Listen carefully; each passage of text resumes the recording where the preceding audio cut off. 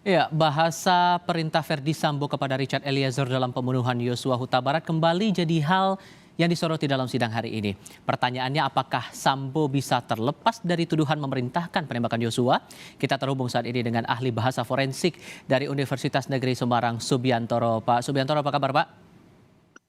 Alhamdulillah, baik-baik. Terima Ye, kasih selamat sebelumnya sudah petang, bergabung Mas bersama kami. Rival. Ye. Iya, ini dari Richard Eliezer bilang menerima perintahnya adalah tembak Chat. Tapi dari Verdi Sambo bilang hanya hajar Chat. Anda menafsirkan bagaimana tuh? Ye. Dari aspek linguistik forensik, tentunya pemakaian bahasa itu tidak yang pertama mesti terpilih oleh pelakunya dan satu hal lagi yang perlu kita pertimbangkan adalah konteksnya. Konteks pemakaian itu, kalau kita perhatikan melalui berita-berita yang ada, FS mengatakan hajar. Tetapi kalau kita perhatikan kepada siapa dia berbicara, pada Eliezer yang saat itu situasinya situasi saya kira kita bersama tahu situasinya tegang, di depannya ada orang yang dalam tanda petik sedang dihakimi oleh FS gitu ya. Mhm. Dan Eliezer membawa senjata waktu itu. Hajar tentunya kalau dikaitkan dengan konteks itu waktunya sore hari, tempatnya di tempat sebagaimana diberitakan, dan yang lebih penting dari itu lingkungan penggunaan bahasanya. Lingkungan penggunaan bahasa hajar itu secara leksikal saja sesungguhnya memiliki makna ada tiga. Menghajar itu ya, memukuli supaya jera, memukuli sebagai hukuman, memukuli supaya tidak berdaya. Tapi Mohon maaf Pak, lingkungan yang Anda maksud ini lingkungan TKP atau lingkungan sosial yang menjadi bagian dari kehidupannya Verdi Sambo dan juga Richard Eliezer sebagai anggota kepolisian? ya betul, tentunya ada dua hal. Hmm. Lingkungan TKP saat itu yang situasinya memang situasi yang dalam tanda petik sudah terencana, dan lingkungan para mitra tuturnya itu. Hmm. Lingkungan penggunaan mereka itu lingkungan di kepolisian yang telah terbiasa mereka gunakan antara Verdi Sambo dan segenap anak buahnya. Kata hajar tentunya memiliki makna kontekstual yang sangat jelas di situ terkait dengan konteksnya ya.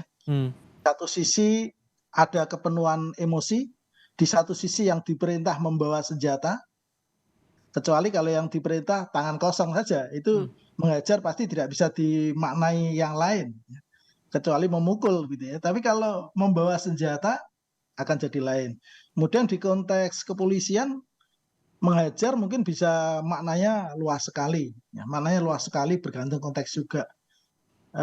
Itulah yang tentunya harus kita maknai secara lebih komprehensif sesuai dengan konteks pemakaian dari kata hajar itu. Nah, melihat konteks yang itu tadi yang terbilang tidak hanya satu, berarti bisa dikatakan perintahnya ini secara diksinya bersayap begitu maknanya, begitu Pak? Ya, tentunya bisa bersayap.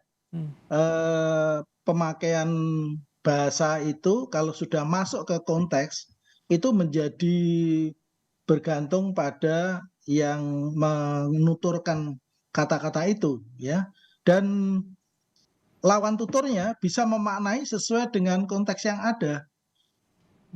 Eliezer yang diperintah oleh atasannya saat itu sedang membawa senjata, bahkan kalau menurut informasi sebelumnya senjatanya juga sudah diisi dengan peluru dengan jumlah tertentu. Nah, itu dia.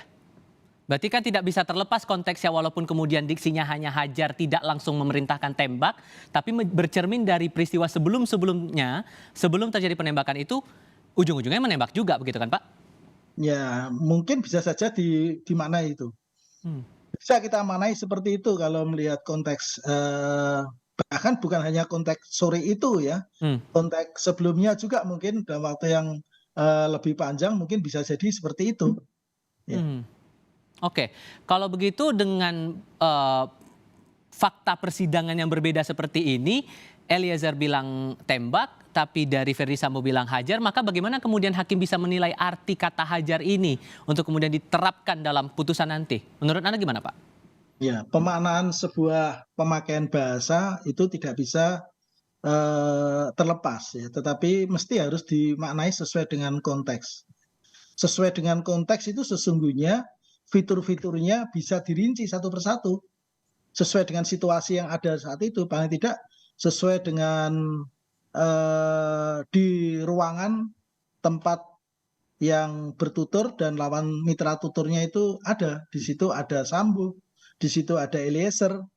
Eliezer itu membawa senjata yang dihadapi orang tertentu yang saat itu dalam tanda petik menjadi sasaran mereka semuanya yang ada di tempat itu saya kira bisa kita arahkan ke tertentu maknanya tentunya ya. Oke, kita coba lihat dalam skop budaya organisasinya begitu Pak, secara institusinya dalam kepolisian ini. Anda merasa bahwa ada bahasa-bahasa perintah yang memang hanya diartikan saling tahu sama tahu, hanya satu orang dengan orang lain sesama anggota kepolisian? Anda mencermatinya bagaimana? Ya, memang ada istilahnya ragam bahasa ya. Ragam bahasa itu kecenderungan pemakaian bahasa karena konteks tempat tertentu. Misalnya saja kata selesaikan. Selesaikan itu kalau di konteks hukum ya, di kepolisian misalnya saja ketika ada interogasi dan lain sebagainya, selesaikan itu maknanya berbeda dengan konteks pendidikan.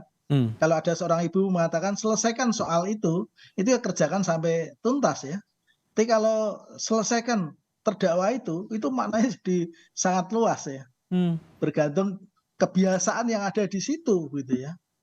Oke, Itu. tapi akhirnya budaya memberikan perintah semacam itu akhirnya muncul multitafsir antara satu orang dengan orang lain menerjemahkannya beda-beda gitu ya Pak ya? Bisa jadi, ya, bisa jadi. Seberapa Oleh besar karena peluang itu itu Pak kalau menurut Anda? peluangnya besar. Saya kira mungkin bahkan setiap linguis forensik juga akan memiliki sudut pandang yang berbeda-beda bergantung pengalamannya ya. Pengalaman dari yang menginterpretasi itu juga memberikan pengaruh pemaknaan, itu yang perlu kita perhatikan itu, Tiffal. Baik, terima kasih banyak untuk perspektif Anda Pak Subiantoro sudah berbagi bersama kami di Kompas TV hari ini. Sehat selalu untuk Anda Pak. Terima kasih.